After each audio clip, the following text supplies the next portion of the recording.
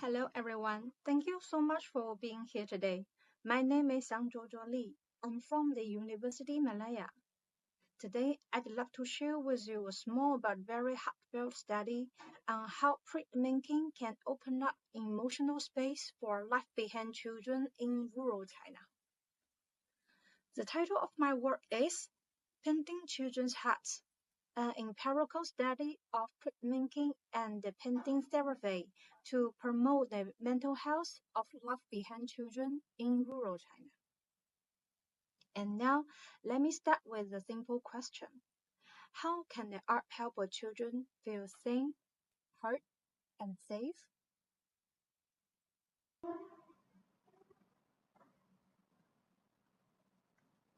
Around the world, parental absence is quietly shaping the lives of millions of children from Latin America to Philippines, India, and rural China.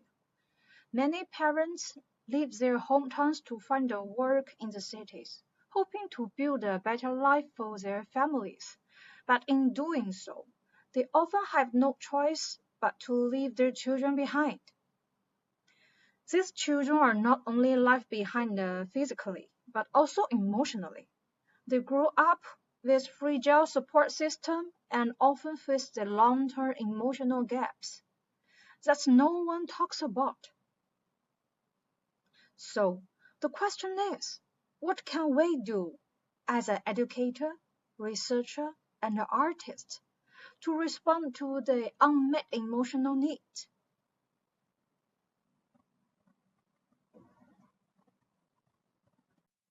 In China alone, there are more than 6 million left behind children who are forced to stay behind while their parents work far away from home.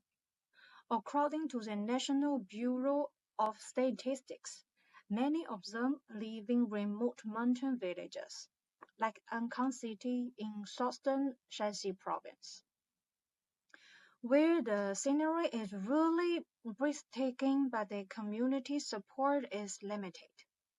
For many of these children, school becomes a kind of second home. But what if the art could create a third space, a space between the home and school, where they feel the safe express, connect, and be heard? Okay. As for us, we achieve like this by partnering with the local school and the cultural center to run a series of after-school printmaking clubs. Children came to these clubs to explore printmaking, carving, printing, layering, using knives like pens and wood like paper. But for them, all this activity was far more than just an art class. It became a kind of ritual, a safe little corner where they could slowly open up, express their feelings, and begin to build a trust. By blending traditional woodcut techniques with gentle therapeutic approaches, we hope to create a space where emotional expression, community connection, and the cultural identity could all come together.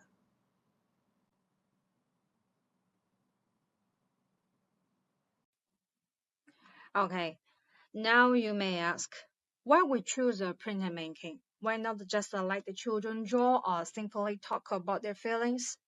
Well, what's special about printmaking is that it feels more like a game than the typical art class. During the time they do the printing making, they play with the toys and the materials almost like they're in a game. But without realizing, these hands-on action are helping them transform their hiding emotion into something tangible. It's like they're carving their emotion layer by layer. This process that combines with ritual touch and symbolic transformation. Just as the Goni Wagzing and Perry Beautiful put it, printing making's therapeutic role in connecting creativity and well-being.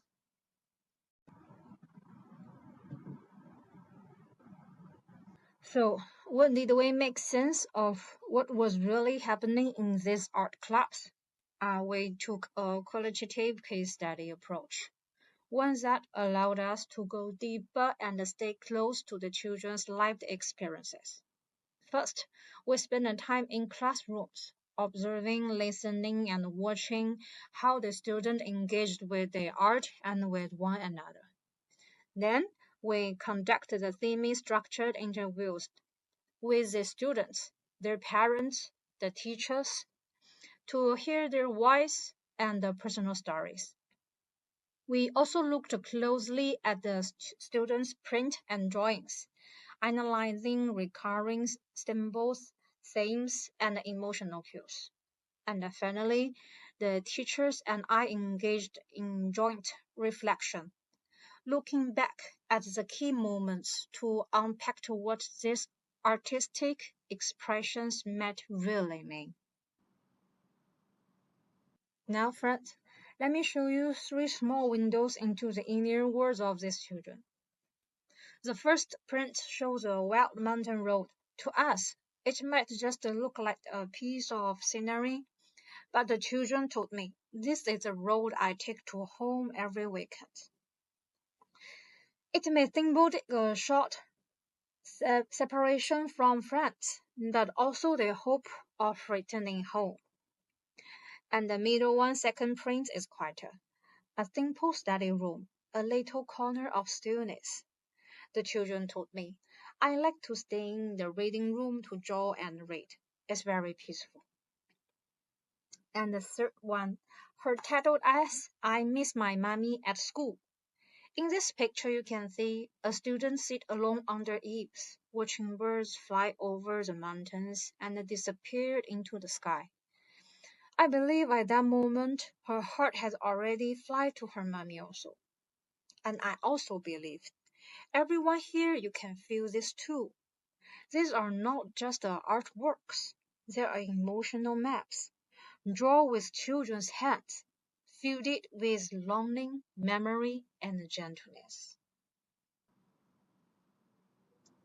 On this page, let's see the key insights and applications about what that all this tells us. First, printmaking helps children express emotions by transforming their invisible feeling into visible forms. Second, ritual and touch matter. This simple, repeated action helps children feel safe, anchored, and present. Third, community-based art clubs can become flexible, supportive space where children and teachers build a trust together. And finally, if we want to make this impact sustainable, we need to invest the teacher training, deeper family engagement, and strengthen local partnership.